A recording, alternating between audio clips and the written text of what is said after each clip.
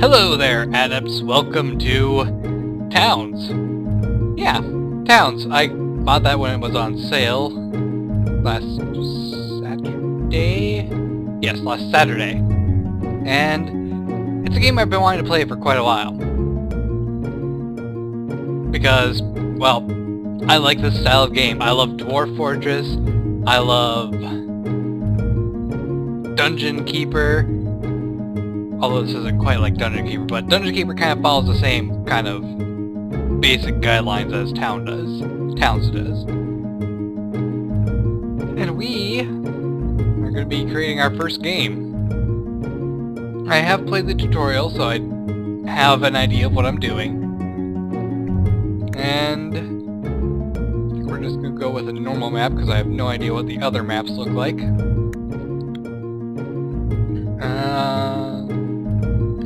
I know when you exit a game it says bury the town, so I'm assuming I'm not going to have any buried towns.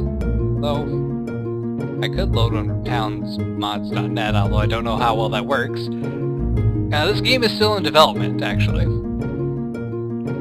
Which has some people annoyed, but hey. They just released an update to make it version 14. Yesterday, actually, the 21st. So, yeah, it took a while since the last update, I guess, because the last update was like in April, I believe.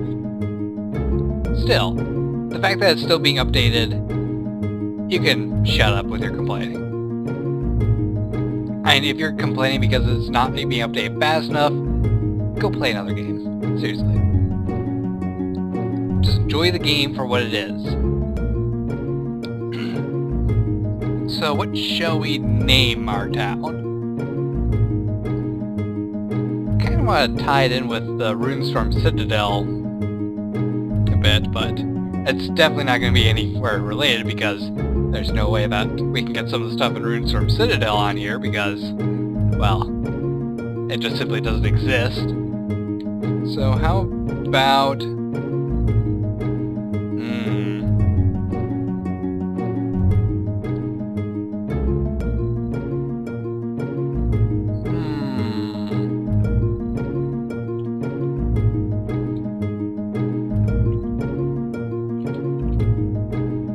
Twilight's Reach. Sounds mystical enough. It's generating a seed.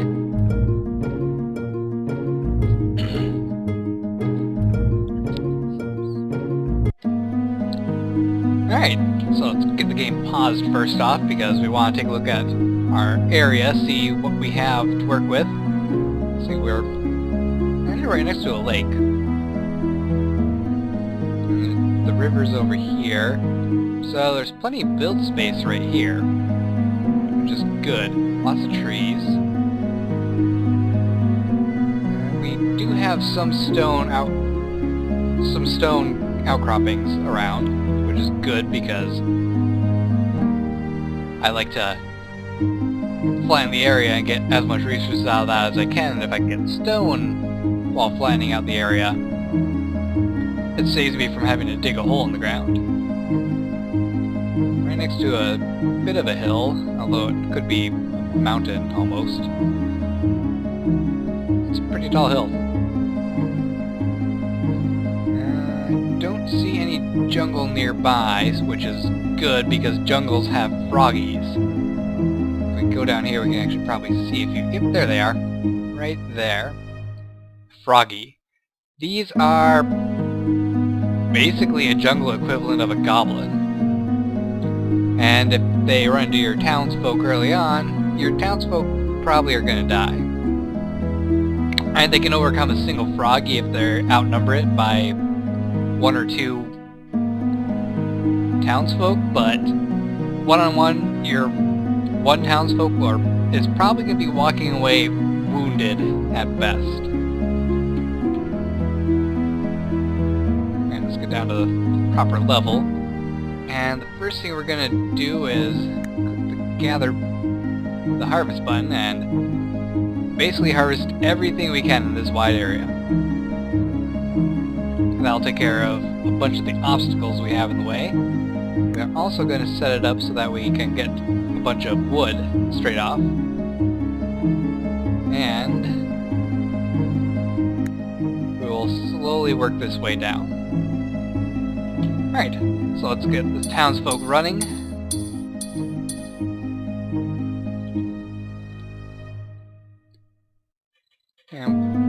And our first dawn has hit.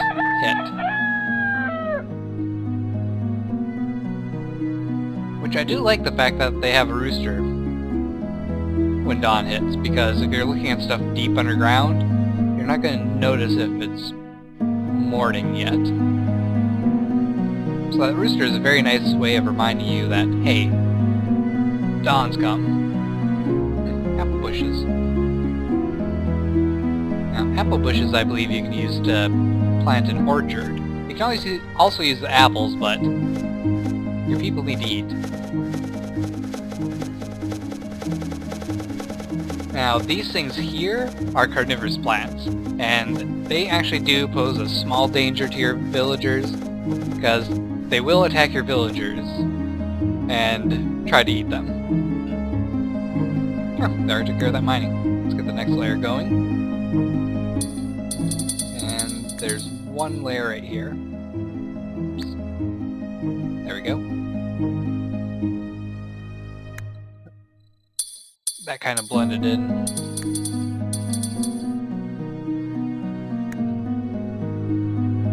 There. That should take care of all the level 2 stone. We just take care of the rest. We'll have a decent stockpile. Alright, so in order to actually get started with actually building anything, you're going to need to make some zones. The first thing you need to make is a carpentry area, which lets you work with wood. Mostly everything is going to require a carpentry. The second thing you typically want to make is a masonry zone. And then you don't really need to make a bakery zone right away, but to me it's a good idea to get it set up initially so you kind of have an idea where you're going to be making most of your prepared foods. Alright, so now we have some zones, and we need to actually get some workbenches inside there. So you need to go to this right menu and open up the utilities menu so you can get the workbench. Now, they recently added it so that you can rotate these things by pressing the F button, which is a really nice feature for them to include right away. Well, not right away. It took them to version 14 to include that, so...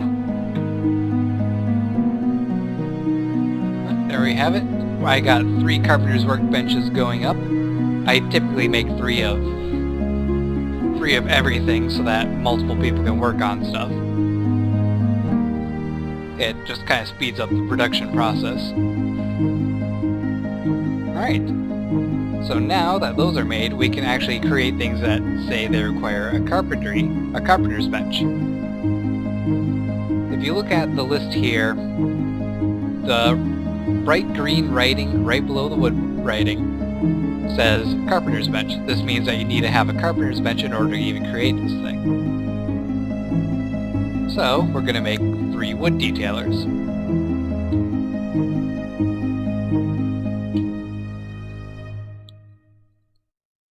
And we're going to minimize that. And while they're working on that, I'm going to get some people working on getting a small wheat field going. I would do about this big for now.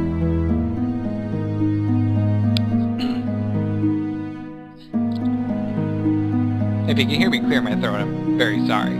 I just drank half a glass of milkshake and it's got my throat a little bit dried out. Well, not dry, but... Okay, so the first day is pretty much over. Now, what I find interesting is that no one actually eats on the first day, which I find strange, but at the same time it's kind of helpful because I don't need to worry about getting a whole bunch of food right away. So next we're going to make some masonry tables, and at the same time we're going to get some baker's tables going as well.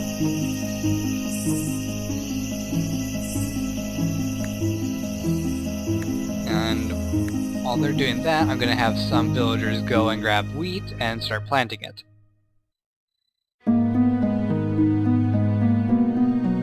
This is going to allow us to start getting enough wheat to actually start making bread. And I actually kind of like to make it so that there's, well, to be simple, this is a multi-step process. In order to make bread, you need to make flour. In order to make flour, you need to get wheat. In order to get wheat, you need to grow the wheat. Of course, you can find wild wheat, which is where the first initial seeds come from. In fact, we'll grab some of that wheat, and these are next to carnivorous plants, but as long as my villagers don't step on them, it should be fine. And day 2 has dawned. Oops, somebody stepped on a carnivorous plant. You can tell because it's got its mouth closed. So someone's probably a bit injured. Healthy. You seem healthy. You're healthy. Maybe no one actually is injured. Maybe they got lucky and got away.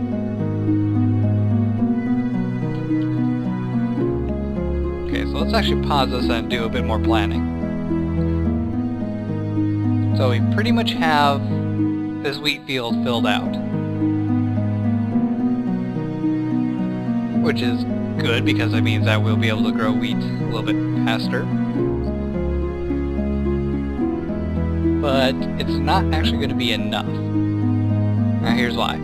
Each bread takes at least 1 flour. Each flour takes at least 2 wheat. The way we have it right now, we can make 6 bread, which is decent, but not enough to feed everyone. If I want to feed everyone, I'm going to need to add some more wheat plants. So we're actually going to expand this. Let's see, 7, 8, 9, 10, 11, and we'll go one more just to have some extra bread. So this should be enough to keep enough bread made to feed everyone in the village for now. Eventually we're going to need to get more people coming to the village so we can do more things faster and attract heroes to come and fight monsters for us. Oh hey, that's cool. There's some surface iron here. I've never seen that before.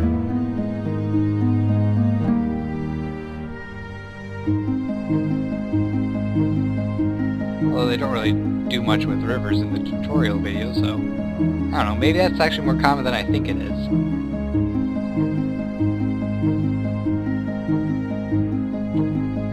Anyway. So once we get all the wheat planted, what do we do to get flour? Well, we're gonna actually have to make a standalone machine called a mill. And I like to make at least 2 of those at a time. I probably should make 3 like I do everything else, but 2 seems to work okay.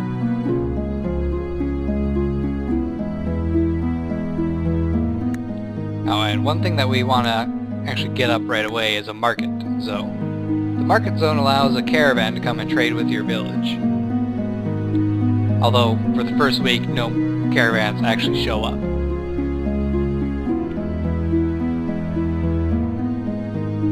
And I don't know why, but everyone loves to gather at the market. It's kind of strange.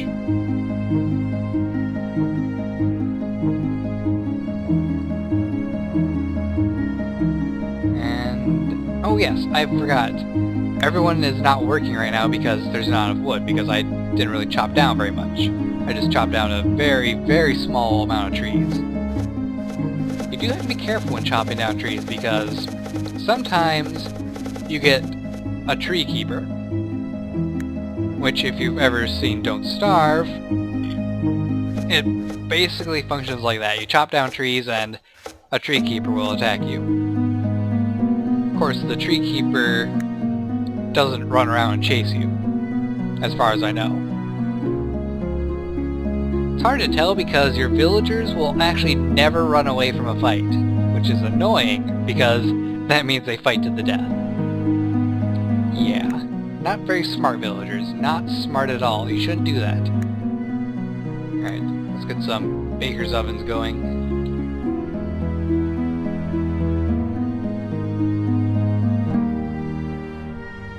We'll shrink that down. I could just unclick this and let it minimize, but I go to this thing far more often than you would think. See, we do have plenty of wood. That's good. Now, pausing it again for a moment, there is some cheatiness that you can do with this game. For example, you can right-click on things, and these commands in the yellow are kind of like admin developer commands. Basically, I can destroy the carnivorous plant completely and never let any of my villagers be at risk of getting injured by it.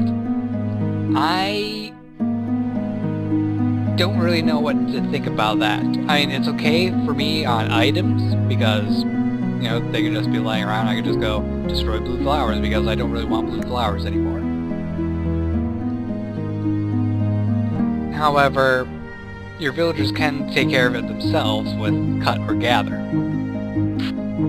There's also an unlock command which I've never actually experimented with.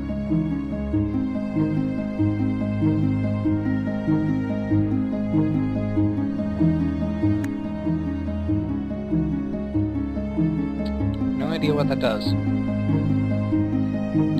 Anyway,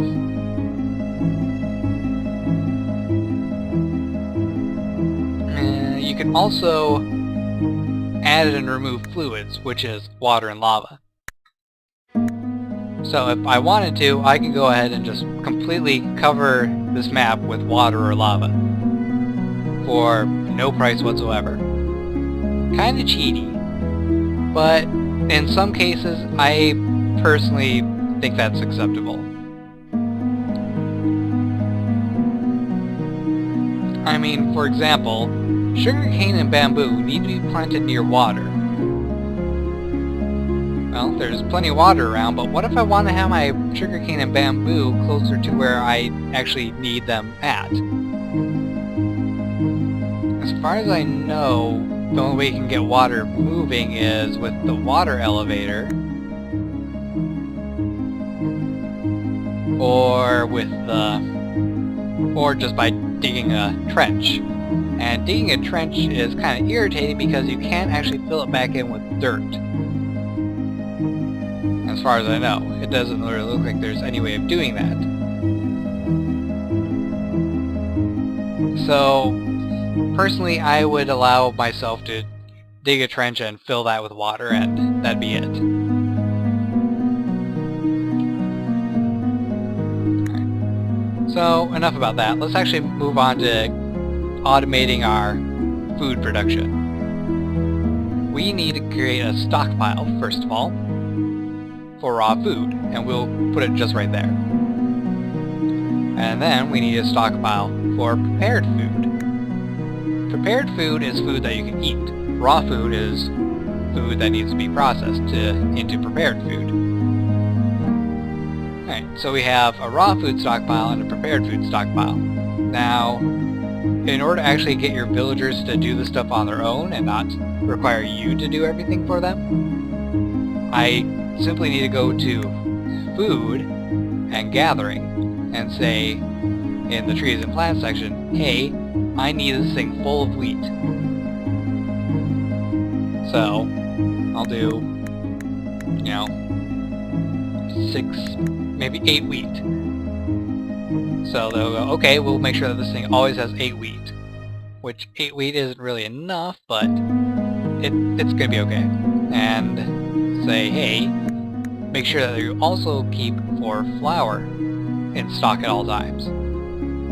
Which actually is a good number because this thing is divided perfectly for that. 8 wheat, 4 flour.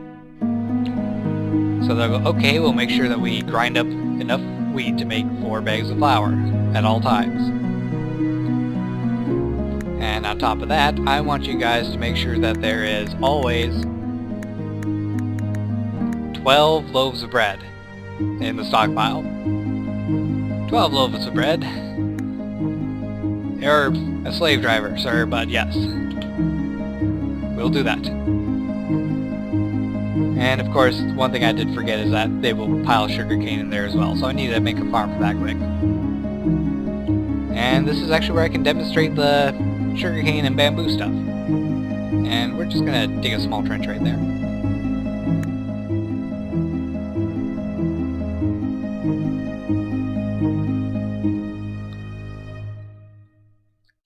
Alright, so small trench has been dug.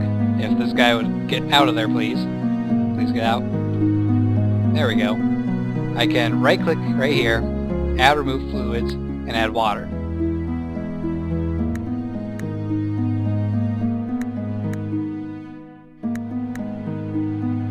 Now, if I actually let the game go when I was adding water there, it actually would have spread out and filled up, which is kind of cool because that means water actually does travel. Alright, so let's go back up to the main ground level. We now have a small trench of water.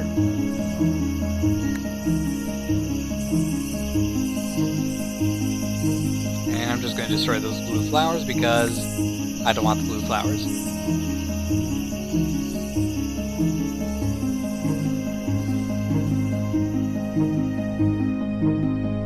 Now here's something kind of neat. When you actually have it scheduled for them to plant wheat in a wheat field and they don't have enough wheat, they'll actually take the wheat that they just harvested, turn it into seeds, and keep on planting.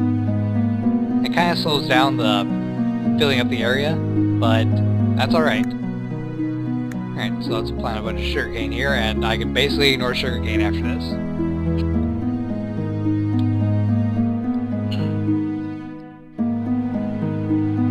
And we're actually going to end this episode soon. As soon as the rooster crows, the episode will end. So I hope you guys enjoy this look at towns and are interested in seeing me continue the series, because I'm very interested in this game. So I hope you guys enjoyed. Don't forget to like, subscribe, and fave. I will hopefully see you next time. Take care, and goodbye.